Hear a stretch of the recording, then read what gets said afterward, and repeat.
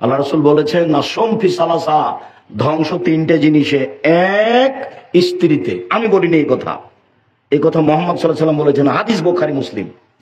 দুই বাড়িতে, বাড়িতে ধ্বংস কি, প্রতিবেশী যদি খারাপ হয় তাহলে আপনি বসবাস করে শান্তি পাবেন না। আরে আপনার ছেলেটা ভাত খেয়ে প্লেটের পানিটা এইভাবে চালিয়ে দিয়েছে, আচ্ছা পানি খেন গিয়ে দেওয়ালে লেগে গেছে, গেছে গেছি এই যে লেগে গেল, একবারে সারাদিন চলছে ঝগড়া। তোমার মা যে সারাদিন চিল্লাচিল্লি করলো, সিমের গাছটা ওর ছাগলে কেটে দিয়েছে, সেই জন্য সারাদিন যে তোমার মা গালি দিল, বিকালে দেখো তো সিম গাছ কি ঠিক হয়ে গেছে? তো গালি দিল কেন? গাড়িটা যখন কেউ যখন একটু আঘাত করে তখন গাড়ির ড্রাইভার মাসুম, এখন মেজাজ ঠান্ডা হয়ে গেছে, তার এবার এমন খেপে যেত, কিছু বলতো তো কিছুক্ষণ পরে আমি বলতাম, মাসুম লোকটাকে যে খেপে গিয়ে কিছু বললে তো তোমার গাড়িতে যে আঁচড় লেগে গেছে এটা কি ঠিক হলো? না ঠিক তো হয়নি। তুমি ওটা কি করলে বলে তোমার স্বভাবটা তার মনে থেকে গেল, ওই ড্রাইভারটার মনে থেকে গেল যে তুমি কেমন স্বভাবের মানুষ। যেটাতে কিছু লাভ নেই সেটা তুমি করছো কেন? এর নাম স্বভাব নয়, এর নাম খারাপ স্বভাব। এর নাম হলো খারাপ স্বভাব।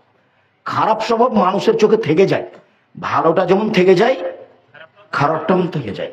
সম্মানিত দিনী ভাই বোন, কথাটাতে ফিরে যায়। আমি আপনাকে কষ্ট দেওয়ার জন্য বলিনি, আপনার কারণে পরিবার একটা ধ্বংস হচ্ছে এই জন্য বলছি, আপনার স্ত্রীর কারণে একটা পরিবার ধ্বংস হচ্ছে এই জন্য বলছি। সরকার কি করলো এটা পরে, আপনি কি করলেন সেটা হলো আগে। আপনি কি করলেন সেটা হলো আগে। ছেলে আপনার, মেয়ে আপনার, আপনার চোখের সামনে ছেলে চুল কাটা আছে, উপর দিকে চুল আছে, সব ফাঁকা আছে, এমন একটা গেঞ্জি গায়ে দিয়ে আছে যার পিছনে লেখা আছে 10-47 লেখা, ও দেখতে দেখতে নামাজ শেষ হয়ে গেছে। ওই দাগের ওই নম্বরের গেঞ্জি আপনার ছেলে কেন, আপনার ছেলের গায়ে কেন? আমি ওই গেঞ্জি দিয়ে টয়লেট পেপার হিসেবে ওদের পেশাবের জন্য টয়লেট পেপার ব্যবহার করবো না, ওকে আমি এইভাবে চালিয়ে ট্রেনে, ওটা আমি টয়লেট পেপার হিসেবে তোমার গেঞ্জি ব্যবহার করবো না। আমি আব্দুর রাজ্জাক বিন ইউসুফ, তোমার গেঞ্জিটা আমি টয়লেট পেপার হিসেবে ব্যবহার করবো না, ওটার উপর আমার এত ঘৃণা। আমি লন্ডন সফরে সাউথ হল থেকে নামছি, তো একটা লোক তার ছেলেকে নিয়ে দৌড়িয়ে চলে আসছে, সে বলছে দোয়া করে দেন, দোয়া করে দেন, দোয়া করে দেন। তো আমি ছেলের মাথায় হাত দিয়ে দোয়া করতে দেখি মাথায় 3টে দাগ দেওয়া আছে, এখানে বাম সাইডে 3টে দাগ। তা আমি মনে করছি যে তাহলে ওর মা চুল ছেড়ে দিচ্ছে না, ছেলে চুল ছেড়ে দিবে না, জোর করে দিচ্ছে, তখন কেচি লেগে গেছে এখানে, এটা আমি মনে করছি।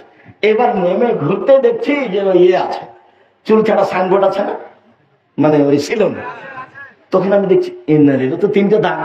কেমন বলছি, ভাইয়ান এদেশে উপার্জন করে খেতে এসেছি, আদর্শ বিক্রি করতে আসিনি। অবশ্যই আপনার ছেলের মাথায় যে 3টে দাগ দেখা যাচ্ছে, সেলুনের যে দাগ দেখাচ্ছে ওটাই হবে। তখন একটু হেসে উঠেছে, এটা করতে পারি না, এটা অসম্ভব। কথা শেষের দিকে চলে আসলাম, তোমাকে একটু বুঝিয়ে বলি।